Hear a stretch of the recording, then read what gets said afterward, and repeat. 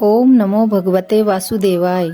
आज हम फाल्गुन मास के कृष्ण पक्ष में आने वाली एकादशी की कथा लाए हैं। एक समय की बात है, धर्मराज युधिष्ठिर ने भगवान श्री कृष्ण से कहा, हे जनार्दन, फाल्गुन मास के कृष्ण पक्ष की एकादशी का क्या नाम है और इसको करने की क्या विधि है? कृपा करके आप मुझे बताइए। भगवान श्री कृष्ण ने कहा, फाल्गुन मास के कृष्ण पक्ष की एकादशी का नाम विजया है। इस व्रत के प्रभाव से मनुष्य को विजय की प्राप्ति होती है। यह व्रत सब व्रतों में सबसे उत्तम है। विजया एकादशी के महात्म्य को पढ़ने या सुनने से समस्त पापों का नाश होता है। एक समय की बात है, देव ऋषि नारद ने जगत पिता ब्रह्मा जी से कहा, महाराज, आप मुझे फाल्गुन मास के कृष्ण पक्ष की एकादशी का विधान बताइए।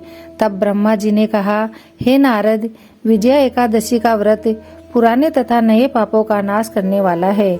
इस विजया एकादशी की विधि मैंने आज तक किसी से नहीं कही। आज मैं तुम्हें बताता हूँ। यह समस्त मनुष्यों को विजय प्रदान करती है। त्रेता युग में मर्यादा पुरुषोत्तम श्री रामचंद्र जी को जब 14 वर्ष का वनवास हो गया था, तब वे श्री लक्ष्मण जी और सीता जी के साथ पंचवटी में निवास करने लगे।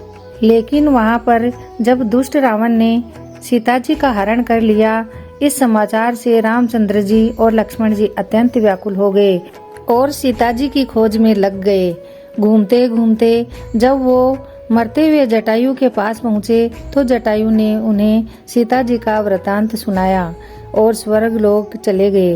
कुछ आगे जाकर उनकी सुग्रीव से मित्रता हुई और उन्होंने बाली का वध कर दिया। हनुमान जी ने लंका में जाकर सीता जी का पता लगाया और उनसे श्री रामचंद्र जी और सुग्रीव की मित्रता का वर्णन किया। वहां से लौटकर हनुमान ने भगवान राम के पास आकर सारा समाचार कहा। भगवान श्री राम ने वानर सेना सहित सुग्रीव की संपत्ति से लंका की ओर प्रस्थान किया। जब श्री रामचंद्र समुद्र के किनारे पहुँचे, तब उन्होंने मगरमच्छ आदि से युक्त उस अगाध समुद्र को देखकर लक्ष्मण जी से कहा कि इस समुद्र को हम किस प्रकार पार करेंगे। तब लक्ष्मण जी ने कहा, हे पुराण पुरुषोत्तम, आप आदि पुरुष हैं, आप सब कुछ जानते हैं।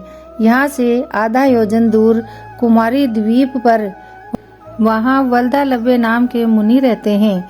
आप उनके पास जाकर इसका उपाय पूछिए। लक्ष्मण जी के इस प्रकार के वचन सुनकर श्री रामचंद्र जी वल्दालव्य ऋषि के पास गए और उनको प्रणाम करके वहाँ बैठ गए। मुनि ने भी उनको मनुष्य रूप धारण किए हुए पुराण पुरुषोत्तम समझकर उनसे पूछा, हे राम, आपका यहाँ आना कैसे हुआ? तब श्री राम जी ने कहा, हे ऋषिवर, मैं अपनी सेना के साथ यहाँ आया हूँ और राक्षसों को जीतने के लिए लंका जा रहा हूँ। आप कृपा करके समुद्र पार करने का कोई उपाय बताइए और मैं इसी कारण आपके पास आया हूँ। तब वल्दालव्य ऋषि बोले, हे राम, फाल्गुन मास के कृष्ण पक्ष की एकादशी का उत्तम व्रत करने से निश्चय ही आपकी विजय होगी। साथ ही आप समुद्र भी अवश्य पार कर लेंगे। इस व्रत को करने की विधि सुनो। दशमी के दिन स्वर्ण, चांदी, तांबा या मिट्टी का एक घड़ा लो। उस घड़े को जल से भरकर उसमें 5 पल्लव रखकर वेदिका स्थापित करके उस घड़े के नीचे सतनजा और ऊपर जो रखे, उस पर श्री नारायण भगवान की स्वर्ण की मूर्ति स्थापित करे। फिर एकादशी के दिन स्नान आदि से निवृत्त होकर धूप, दीप, नैवेद्य, नारियल आदि से भगवान का पूजन करे। तत्पश्चात घड़े के सामने बैठकर अपना समय व्यतीत करे और रात्रि को भी इसी प्रकार बैठे रहकर जागरण करे। फिर द्वादशी के दिन नित्य नियम से निवृत्त होकर उस घड़े को किसी ब्राह्मण को दे दे। हे राम, यदि तुम इस व्रत को अपने सेनापतियों सहित करोगे तो तुम्हारी विजय अवश्य होगी। श्री रामचंद्र जी ने ऋषि के कहे अनुसार इस व्रत को किया और इस व्रत के प्रभाव से दैत्यों पर विजय प्राप्त की। इसलिए हे राजन, जो मनुष्य इस व्रत को विधि पूर्वक करेगा, तीनों लोकों में उसकी विजय होगी। श्री ब्रह्मा जी ने नारद जी से कहा था कि हे पुत्र, जो भी इस व्रत के महात्म्य को पढ़ता अथवा सुनता है, उसको वाजपेयी यज्ञ का फल मिलता है।